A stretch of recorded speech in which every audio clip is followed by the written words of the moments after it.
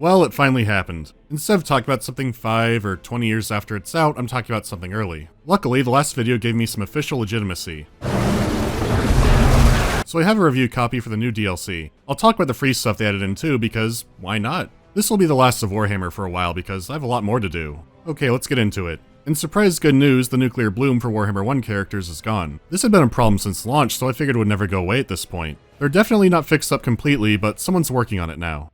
Okay, there's more big ticket stuff. Last time I briefly mentioned the hellscape that was the Greenskin campaign. You'll be happy to know that they're fixed up completely now. The green tide has come and they've morphed into a very scary faction. So what all happened? The old nonsensical tech tree has been thrown into the garbage with the beastmen. Now we're in the future. The future of big thinkin'. No units are restricted by tech anymore. All the Greenskin stuff is fast to research now. Instead, some technology is gated off by money, but it's near instant. So you're rewarded by smashing things up and getting more money, but there's more. Other tech is restricted by a new resource called scrap. These are the swords, armor, and heroin needles that orcs find after combat. There are a few ways to get more, but most involve violence. Once again encouraging non-consensual property alterations. Scrap also has a more fun use. With it, you can choose between troop upgrades. Each unit can only get one. This allows you to further customize and specialize an army, and there are all kinds of things to upgrade. A few will depend on your legendary lord, so this makes the Greenskin armies even more different. But wait, we're not done yet. All Greenskins now have a WoW army ability, and it's based off their legendary lord as well. This means that your lord goes and the boys fight harder for a brief time. That might not have been the right sound. You can reuse it too, as long as you keep the fighting going. Once again, different lords can give different bonuses. However, there's still the campaign WoW as well. Remember the awkward fightiness mechanic? The one that rewarded you with a WoW army that would just follow your main army around like a little brother? This was also reworked, more like remade. It's now a meter across the entire faction. The more ruckus you cause, the better the reward. When it's filled up, you can then target an enemy capital for the big WoW. This is dedicated to either Mork or Gork. Mork or Gork? Cunningly brutal or brutally cunning? Whatever you pick, you have 20 turns to burn down or occupy the enemy capital. And you're not alone because you still get the bonus army, but now attached to your army directly. It'll slowly fill up. How many units are in it depends on how big and strong the original army was. The kinds of units depend on your lord, like Wurzag getting a bunch of savage orcs in his, but also where you are. If your WoW is near a volcano, you might start collecting lava troops. Yeah, there are new kinds of troops to use. Some are strange variations that only the AI could use before, but now you get them. Others are brand new to the game, and I do want to emphasize that we're still in the free part. All the Greenskins get these guys. They have a lot of useful abilities, but even if you don't get any special units in your WoW army, you still have 40 troops to use in battle. That's massive and not easy for everyone to control. Fortunately, the AI can now control your reinforcement armies, and this doesn't just go for the WoW armies, but for every faction. So you're free to just sit back while the expendables go and soften up the enemy for your main forces. So now there's no downside to just throwing orcs at the enemy until they die. Did I mention every single army you have gets the WoW army? Like, across the faction? That is a biblical amount of green. Success has a lot of rewards to it. You'll get scrap and special new units to recruit. The grand prize is a trophy that buffs up the whole faction. The deadlier the enemy, the bigger the trophy. You're finally rewarded for sending elves and scalies to the fiery pits of hell. All the Greenskin lords have been reworked, and each of their armies now has the potential to be absolutely horrifying in combat. Good old Azag has taken a move. Now he starts up north with his own faction, Red Eye Mount. It's okay. I can do it. Last time I complained Grimgor wasn't big and scary enough, and that was taken literally. He's been drinking his milk or maybe racehorse roids. He's been given many new abilities and can reliably murder enemy lords now. So Grimgor is finally the big mean orc he should have been. Back in the campaign map, there's been a bit of remixing in the Badlands. Some visuals were reworked, they added new locations like the Marshes of Madness with vampires and new Skaven to fight to break things up. Carrick 8 Peaks has 10 slots, making it a better prize. Relatively minor stuff, but very effective. They even gave orcs the Norscan Confederation mechanic, which I always thought was very orky anyways. If you crump the big orc, you get all his stuff. That's how things should work. There's even more minor things I could touch on, but you get the idea. This is mission accomplished. A month or so ago I absolutely hated playing Greenskins, but this time around it was kind of hard to pull away from them. That said, I do still see some minor issues. The scrap mechanic is very welcome. It would be nice if it was given as a reward for some of the older quest battles as well, or some random missions in general. The lava spiders are neat, but I do wish the platforms and goblins on top of them were a different texture. Like the platform could be metallic or a charred black color. I don't know, it just looks a bit off to me. Have some fire kobolds on there, which are just orange patchy goblins. I don't know, it's been a while. I don't know, I don't think this was canon. I don't think this is canon at all, but orange goblins will be fun!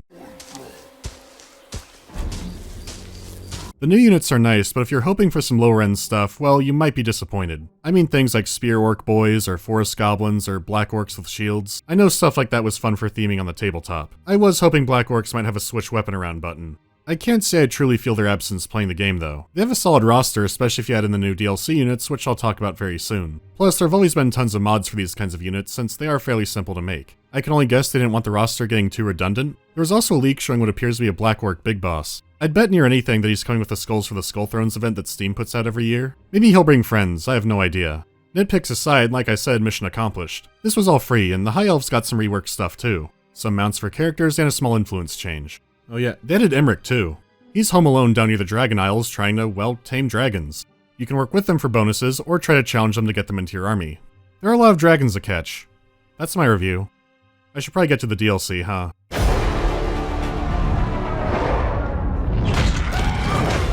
show them pointy ears! We'll show them all!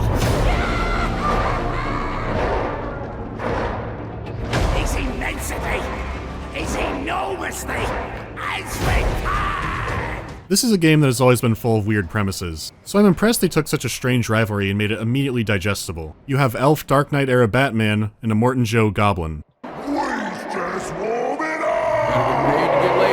So we'll start with Grom the Paunch, the biggest goblin of all. His mission is to burn down Everest where High Elf Batman, Eltharion the Grim, lives. Luckily for everyone, he doesn't participate in the Vortex campaign. So without it, what are Grom's special campaign mechanics? Well, he's a goddamn chef.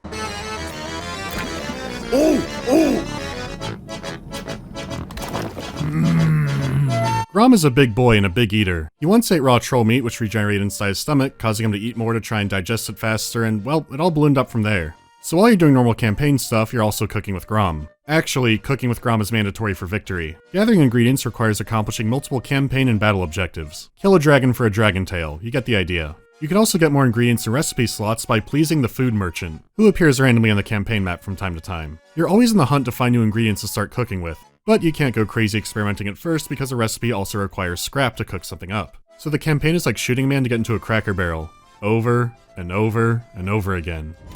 Time for a snack! I'd kill for those tenders. If it sounds stupid, it is, but it's also the best Greenskin campaign, maybe one of the best in the game. Grom's cooking can change things up dramatically, and you can change the way you play the game at the drop of a hat. You carefully customize recipes and discover secret ones, like the ingredient that makes all of your arrows explosive. You bet that's going to change how you use your Night Goblin archers. It gives you a lot to play around with, and it's fun finding all the new ingredients. Centaur milk? Sweet boy he was? That is remarkably foul. I mean, my god, look at this pizza from hell, it has pineapples on it. It's a great campaign. You get to raid the elves and not play the Vortex. In Mortal Empires, you start off in Bretonnia. That lets you bully the peasantry from day one. Wouldn't you rather be here than out east? Being chased by some Imperial named Valmir van von Volkvan? Of course you would. Great campaign. I do have one issue with it though. The Spider Lair should also buff Ragnaroks. Yeah, that's it. I'll hold off for Eltharion for talking about the final battle, but for now I want to get to the unit roster. I do have an issue there.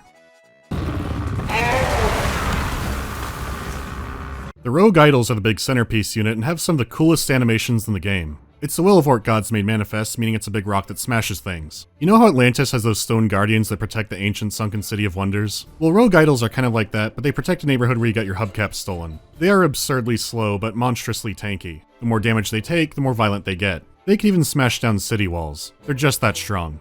There are 3 variants of Snotling pump wagons, 4 including the Regiment of Renown. These are your fast-moving, wildly unpredictable charging units. They can punch far above their weight with the right positioning and throw units all over if that doesn't work. They're another solid addition to the roster and a blast to play with. Also just fun to watch doing their thing. On the troll side of things, a River Troll Hag hero was added. She's also good, as it's useful to have a tanky Lore of Deathcaster around. Now normally I never recruit trolls when playing Greenskins, but they added 2 more that are worth your time.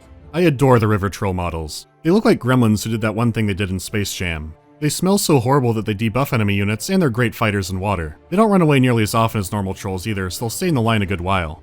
Stone trolls are the tanky cousin and can take an absolute beating in melee or from ranged weapons. Their stone skin protects them, but they still regenerate. They're a useful unit, but the look of them is disappointing. River trolls have a fantastic look based off the tabletop design. Same story for the trolls in vanilla. Of course, they're tweaked around to be less exaggerated like most units in the game are, but unfortunately the stone trolls are just the regular trolls with a reskin. They don't even need a brand new model because in the original, just the head is a bit different. They could have made something really cool out of this. If this was one of the free units they added, I probably wouldn't have minded it too much. As one of the paid DLC units, it does leave little more to be desired. They don't have a Regiment of Renown variant either, so maybe they were going to be free. I don't know. Still, if you do like the Greenskins, I'd say this DLC is a must-have. The campaign is fun, and all the units are solid.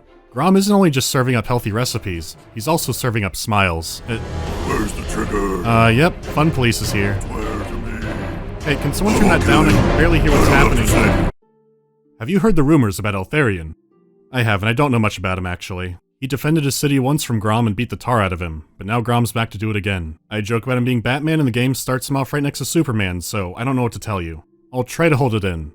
Eltharion's campaign goal is defending the city of Tor of Res. The Greenskins are already relentless, and there are plenty of other evil creatures out to burn it to the ground. The city is unlike any in the world with its core of special units and defenses. It can spread a mist that harms its enemies and helps its allies. The whole campaign goal is getting the city to the last level of defense and then defending it against Grom. Special defenses have a special mechanic. Eltharion has access to a hidden cave that he uses to watch over the city. Repairing and upgrading it unlocks more of the special Mistwalker troop types and gives you other special abilities as well. This is all upgraded through a special supply resource. You can get it from some missions, and also in a new, very interesting way. Murdering green people. But not just that. In battle, his army has a special cage ability. It heavily debuffs an enemy lord for a while, and if he dies under this effect, he doesn't really die, he gets captured. From here you can indoctrinate them and they'll give bonuses with an enemy faction. At the same time you could forego that and just execute them outright. Either way, you'll get some supplies. Later you can look into enhanced interrogation, which will let your missed units outright copy an enemy's special ability in battle. You don't always have to lord snipe either, since when the enemy's running away, you can try to capture them then. I'd usually try to snipe anyways, for the fun of it. Now you may have already noticed this, but the question then becomes, what about auto-resolve? Well, there's a chance to capture a prisoner in that, but it's not very high because I did auto-resolve a few silly battles and there was only one time I captured a prisoner. He wasn't even good enough for my dungeon. It is cool seeing the city get restored in the campaign map. The mechanics give you a great sense of reawakening a long-lost power and order. If you want, you can just stand the donut and turtle it out forever, but you don't have to. Capturing certain settlements across the ocean will give you constant supply income, so you do have some reasons to go adventuring, at least in theory. Grom will attack in 150 turns. I maxed out the defenses around 50-ish. I was excited when I saw the cave, but there's not much to it. You repair a building, upgrade it once, and you're done with it. And honestly, the rewards it gives are really minor. Compared to all the options Grom gives you, there's really not a lot there, because yeah, the mist is cool, but that's really about it. While the mist units play very differently, they all look very similar, so not very exciting on that front either. To make matters worse, their combat roles aren't too much different than the regular roster. There are exceptions, just not many. There's more strangeness. If you capture a legendary lord, there's nothing special about it. What's bad is if you capture them, you don't get the trait for defeating them in combat, because you didn't defeat them, you captured them, if that makes any sense. There would be times I'd capture a prisoner, say a beastman lord, check the prison, and no one's in there. Maybe the guards forgot about him. Things feel a little bit off, and there seems to be an issue with the pacing. It seems like the cave buildings should have at least like 3 levels and give something more substantial. At the same time, it feels like you need more defenses to reach max city level. You can at least trigger the Grom battle early. At bare minimum, maybe a shorter timer and a harder campaign difficulty can make it more frantic and challenging. A desperate rush to prepare for Grom. What they give now is way too generous. Then again, a short timer would mean having to fight these small battles. You know, to capture the prisoner. Maybe there can be an upgrade for auto-resolve chance? I don't know. I might be making it sound bad, but it's not, it's just kind of dry. Some of the Lord packs for 2 felt like one faction had a lot more time put into it, and this one feels like that for Grom. The new units are in that same kind of strange, okay place. Having Mage Lords is nifty. That's about it. You have Rangers as a new starting game unit, and you have some mid-tier Spearmen as well. I didn't use them that often, but that could be attributed more to a greater supply line problem, which I'm not going to get into. In retrospect, it's also hard distinguishing them from the Mist units because there were so many of them. The new stuff kind of blended together. On the memorable side, the Arcane Phoenix is gorgeous. I really enjoy using its ability.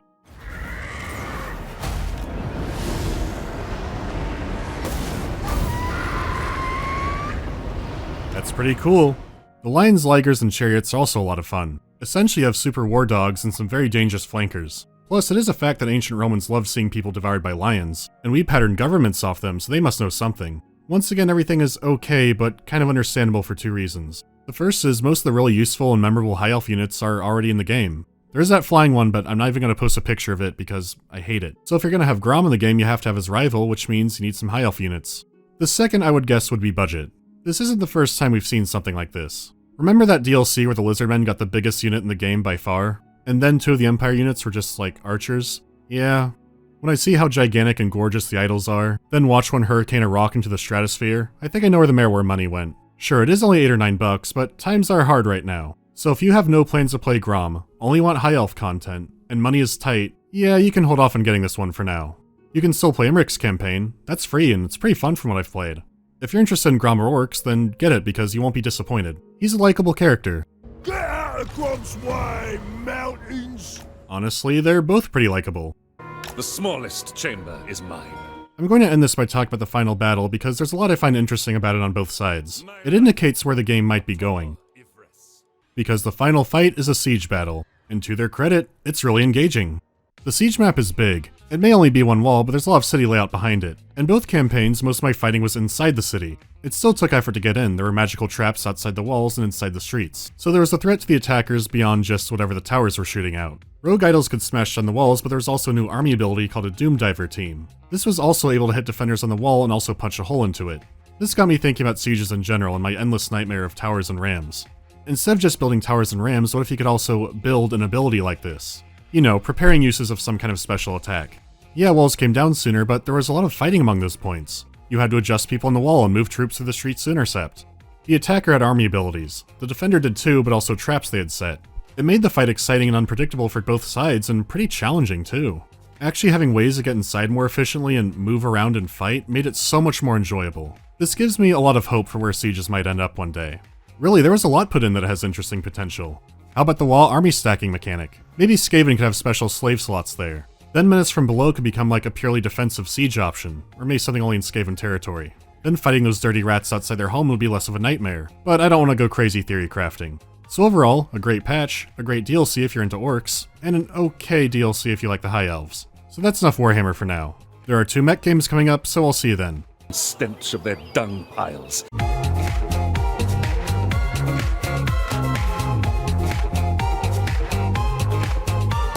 People thought I was kidding when I said an orc update was coming in 10 minutes. I don't joke on this channel. Any favorite sci-fi universes other than 40k? I really like Dune. There are some good Dune games. Asimov's Foundation, pre-343 Halo. There's a lot of neat stuff in Halo lore, it's kind of a shame. Fantasy or 40k, now people are trying to get me in trouble. I'll say it though and Doom myself, it's fantasy. Pretty easily actually. 40k is a great setting for tabletop because the universe is so big that you can make up a ton of your own stuff for it. As far as getting into the setting goes though, fantasy's a lot easier because it feels like things have more consequence because it's so scaled down. Then end times happened though, and that was... let's not talk about that. Are you going to do more Total War games in the future? Yeah, not immediately because I'm sure people are tired of hearing me talk about it, but there is one in particular I really want to do a video on eventually. I have no clue when that'll be though, and I have no clue when the next Warhammer 2 DLC is coming either, so who knows with all that. Alright, I'll see you next time. My dogs are hungry!